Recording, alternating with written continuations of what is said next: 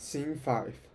Blanche is seated in the bedroom, fanning herself with a palm leaf as she reads over a just completed letter. Suddenly, she bursts into a peal of laughter. Stella is dressing in the bedroom. Stella. What are you laughing at, honey? Blanche. Myself. Myself for being such a liar.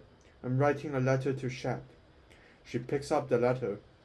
Darling Shep, I'm spending the summer on the wing, making flying visits here and there, and who knows, perhaps I shall take a sudden notion to swoop down on Dallas. How would you feel about that? Ha ha! She laughs nervously and brightly, touching her throat as if actually talking to Shep. Forewarned is forearmed, as they say. How does that sound? Stella. Huh. Blanche, going on nervously. Most of my sister's friends go north in the summer, but some have homes on the Gulf, and there has been a continual round of entertainments, teas, cocktails, and lunches. A disturbance is heard upstairs at the Hubble's apartment. Stella, crossing to the door. Eunice seems to be having some trouble with Steve. Eunice's voice shouts in terrible worth. Eunice, I heard about you and that blonde. Steve, that's a damn lie. Eunice, you ain't pulling the wool over my eyes. I wouldn't mind if you stay down at the Four Deuces, but you're always going up.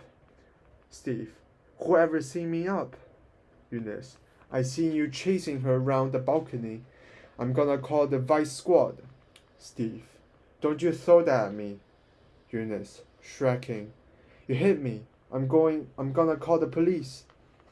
A clatter of aluminium striking a wall is heard, followed by a man's angry roar, shouts, and overturned furniture. There's a crash, then a relative hush. Blanche, brightly. Did he kill her? Eunice appears on the steps in a dynamic disorder. Stella. No, she's coming down. Downstairs.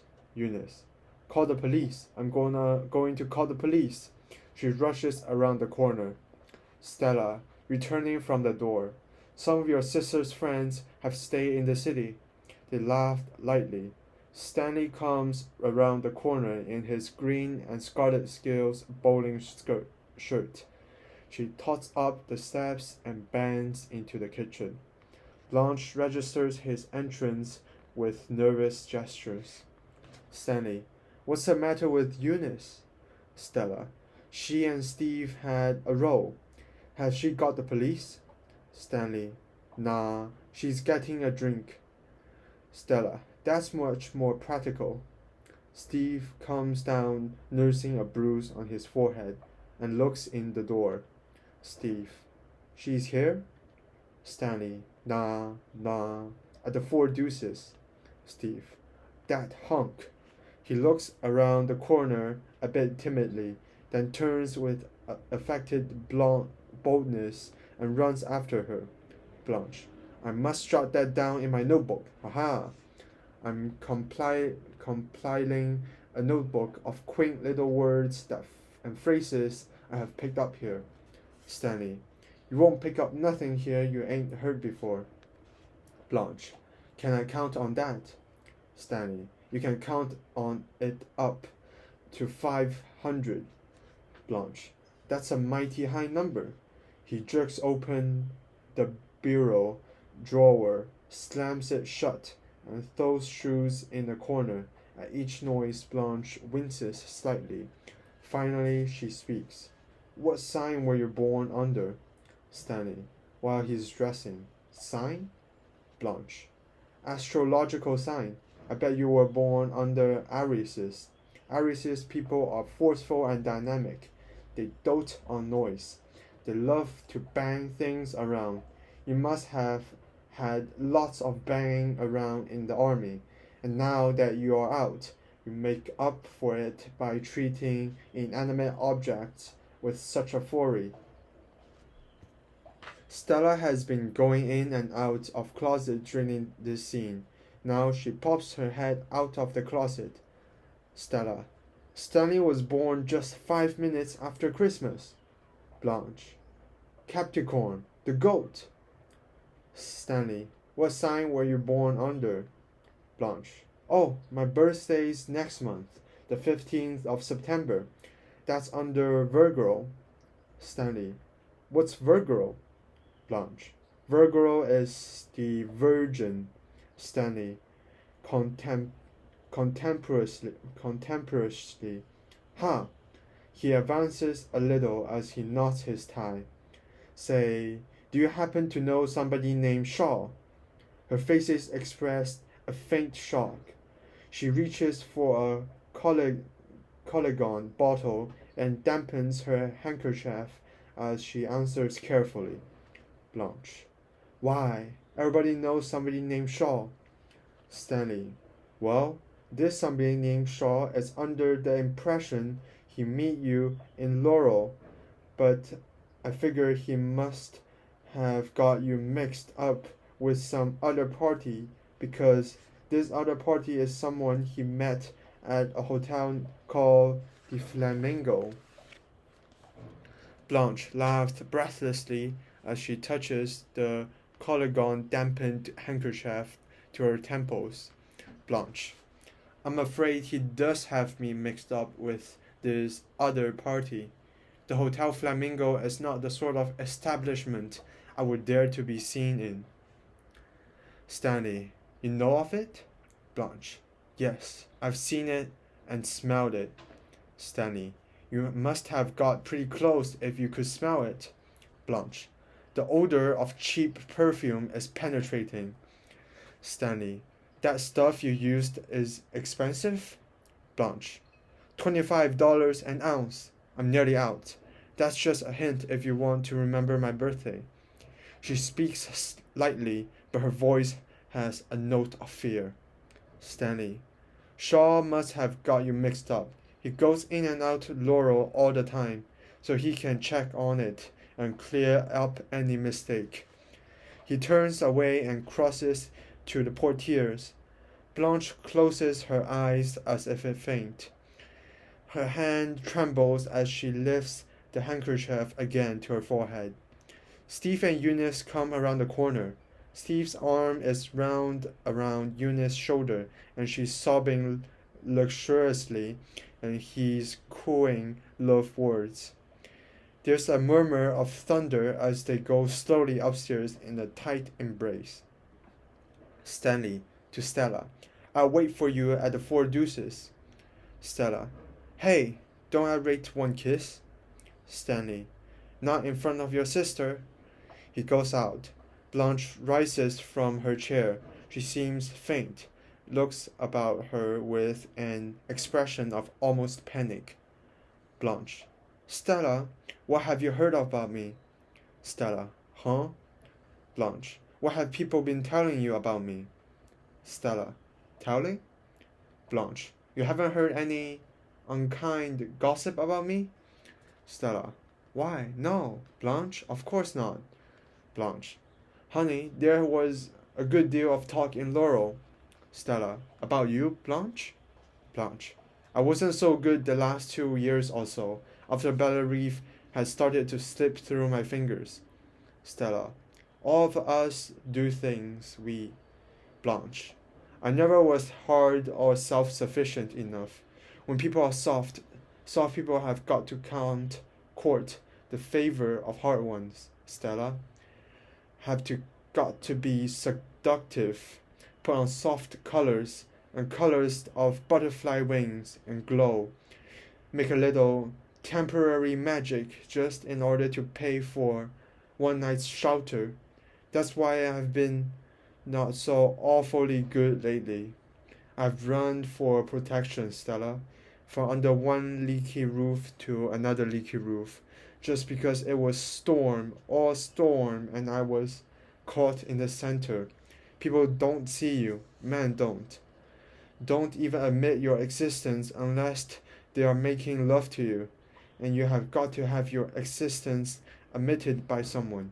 if you are going to have someone's protection.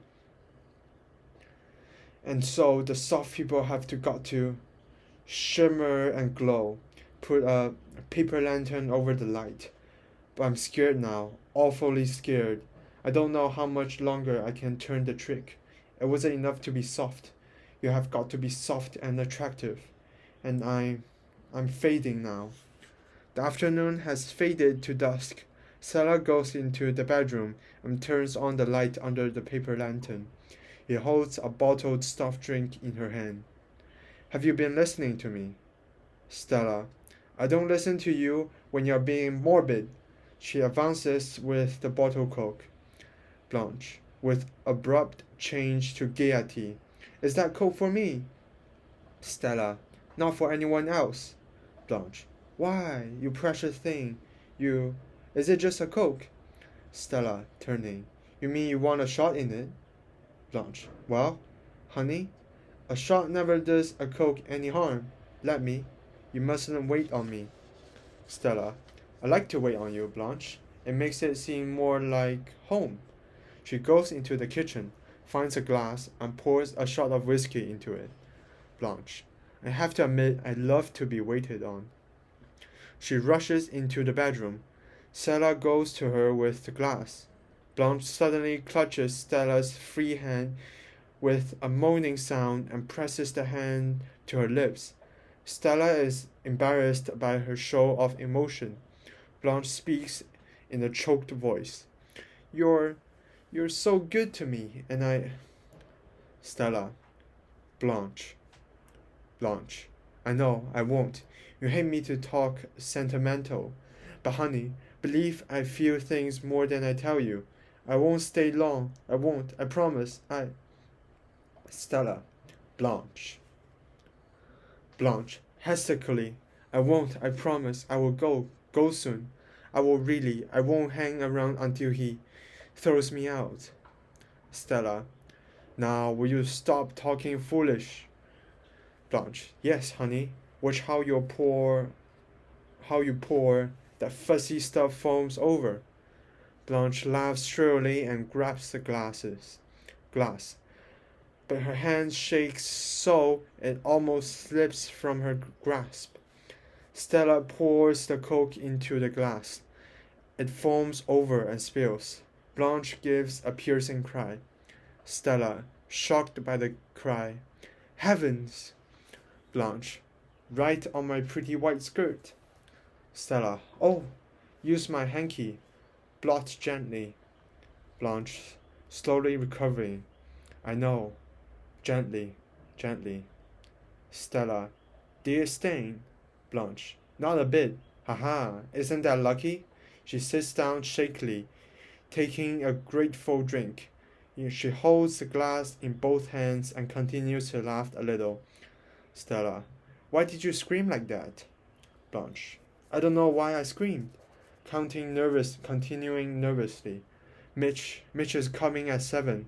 I guess I'm just feeling nervous about our relationship. She begins to talk rapidly and breathlessly. He hasn't gotten a thing but a good night kiss. That's all I have given him, Stella. I want his respect, and men don't want anything they get too easy. But on the other hand, men lose interest quickly, especially when the girl is over 30. They think a girl over 30 ought to, the vulgar term is, put out.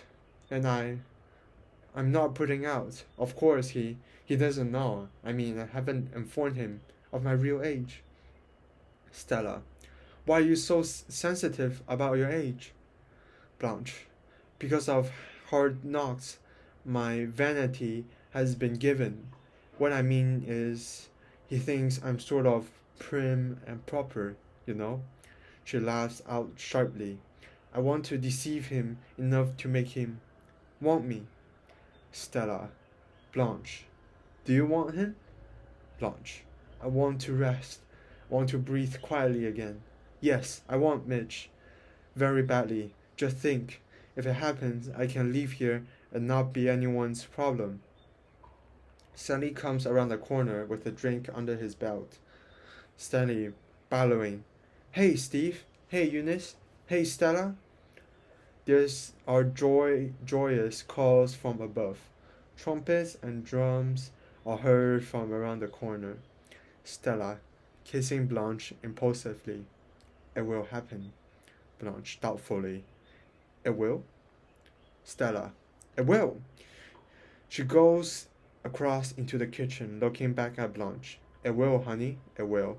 But don't take another drink. Her voice catches as she goes out of the door to meet her husband. Blanche sinks faintly back into her chair with her drink. Eunice shrieks with laughter and runs down the steps. Steve bounds after her with goat-like screeches and chase her around the corner. Stanley and Stella twine arms as they follow, laughing. Dusk settles deeper. The music from the Four Deuces is slow and blue. Blanche. Ah, me. Ah, me. Ah, me. Her eyes fall shut, and the palm of drops from her fingers. She slaps her head on the chair arm a couple of times. Then she raises herself wearily to her feet and picks up the hand mirror. There's a little glimmer of lightning about the buildings. The Negro woman, cackling hysterically, swaying drunkenly, comes around the corner from the Four Deuces.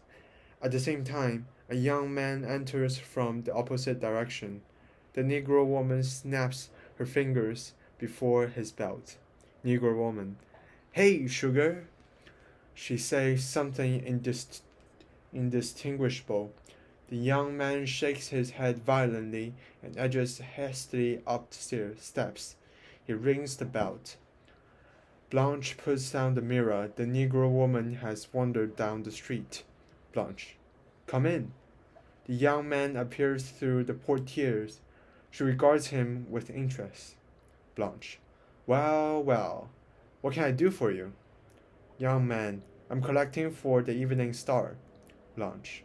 I didn't know that stars took up collections. Young man. It's the paper. Blanche. I know, I was joking feebly. Will you have a drink? Young man. No, madam. No, thank you. I can't drink on the drop. Not the lady. Blanche. Oh well. Now let's see. No, I don't have a dime. I'm not the lady of the house. I'm her sister from Mississippi. I'm one of those poor relations you have heard about. Young man. That's all right. I'll drop by the letter. He starts to go out. She approaches a little. Blanche. Hey. He turns back shyly. She puts a cigarette in a long holder. Could you give me a light? She crosses towards him. They meet at the door between the two rooms. Young man. Sure. He takes out a lighter. That doesn't always work. Blanche. It's temperamental? It flares. Ah, thank you. Young man. Thank you. He starts away again. Blanche. Hey. He turns again, still more uncertainly. He goes close to him. What time is it? Young man.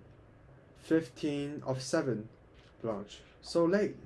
Don't you just love these long rainy afternoons in New Orleans when an hour just isn't an hour, but a little bit of eternity dropped in your hands, and who knows what to do with it? Young man. Yes, madam. In an ensuing pause, the blue piano is heard. It continues through the rest of the scene and the opening of the next. The young man clears his throat and looks glancingly at the door. Blanche. You didn't get wet in the shower? Young man. No, madam. I stepped inside. Blanche. In the drugstore? And had a soda? Young man. Uh-huh. Blanche. Chocolate? Young man. No, madam. Cherry. Blanche. Young man. A cherry soda? Blanche. You make my mouth water. Young man. Well, I will better be. Blanche. Young man, young man. Has anyone ever told you that you look like a young prince out of the Arabian Nights? Young man. No, madam. The young man laughs uncomfortably and stands like a bashful kid. Blanche speaks softly to him. Blanche. Well, you do, honey lamb. Come here. Come on over here like I told you. I want to kiss you. Just once, softly and sweetly on your mouth. Without waiting for him to accept, she crosses quickly to him and presses her lips to his. Run along now. It would be nice to keep you, but I've got to be good and keep my hands off children. Adios, young man. Huh? He stares at her for a moment. She opens the door for him and blows a kiss to him as he goes down the steps with a dazed look. She stands there a little dreamily after he has disappeared. Then Mitch appears around the corner with a bunch of roses. Blanche. Look who's coming, my Rosencalavier. Bow me first. Now present them. He does so. She curtsies low. Ah, Maxie